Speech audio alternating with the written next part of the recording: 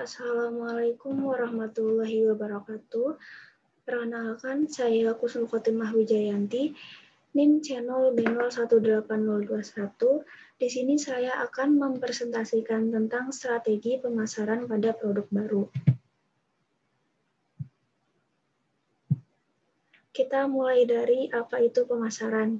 Definisi marketing atau pemasaran adalah kegiatan yang dilakukan oleh perusahaan untuk mempromosikan suatu produk atau layanan yang mereka punya.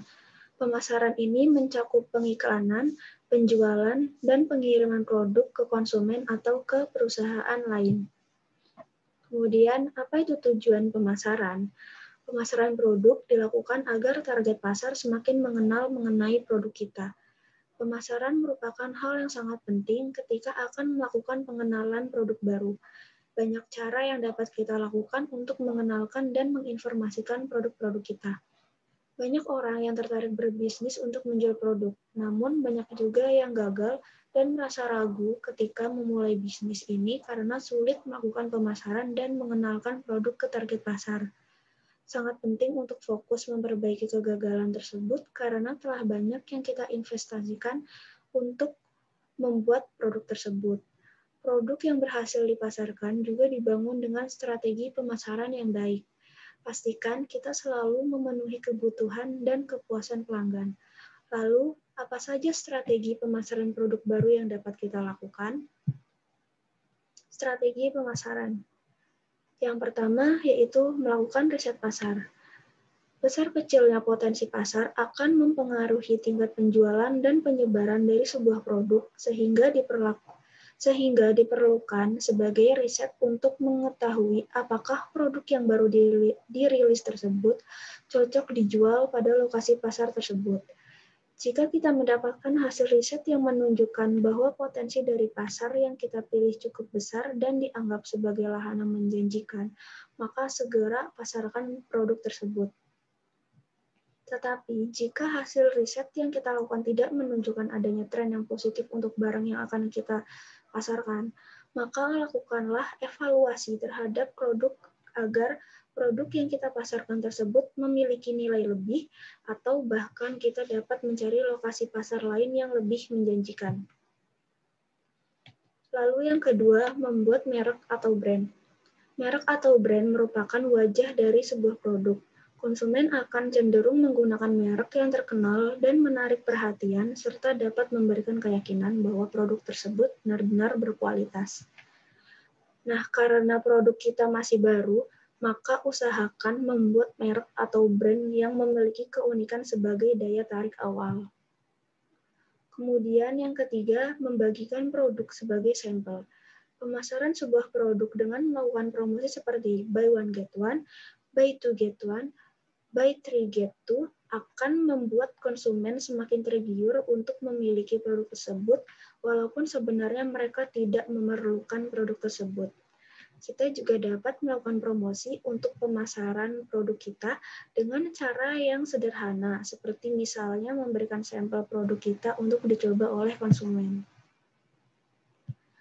Lalu yang keempat yaitu melakukan promosi.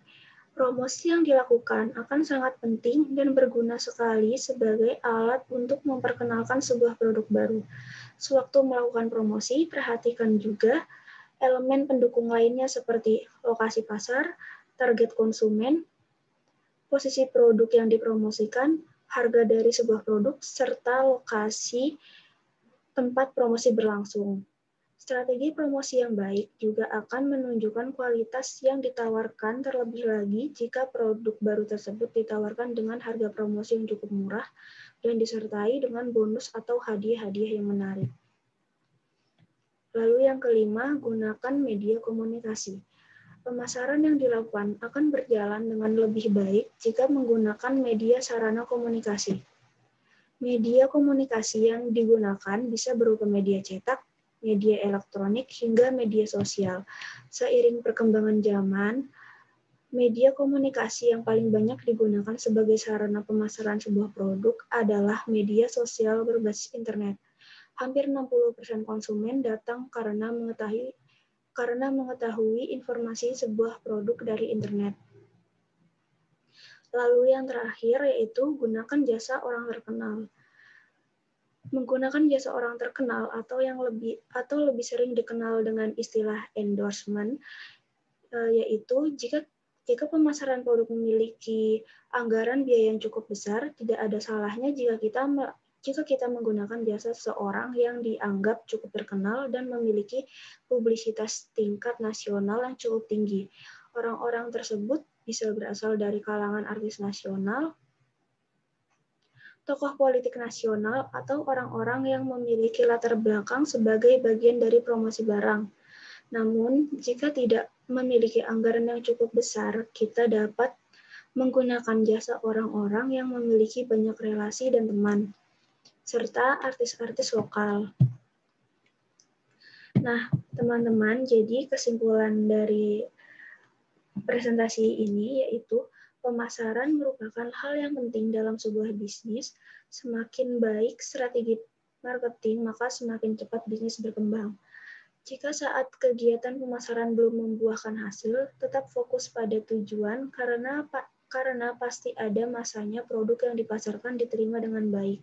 Penjual yang baik mampu menyesuaikan diri dengan konsumen. Sekian presentasi dari saya, kurang lebihnya mohon maaf. Wassalamualaikum warahmatullahi wabarakatuh.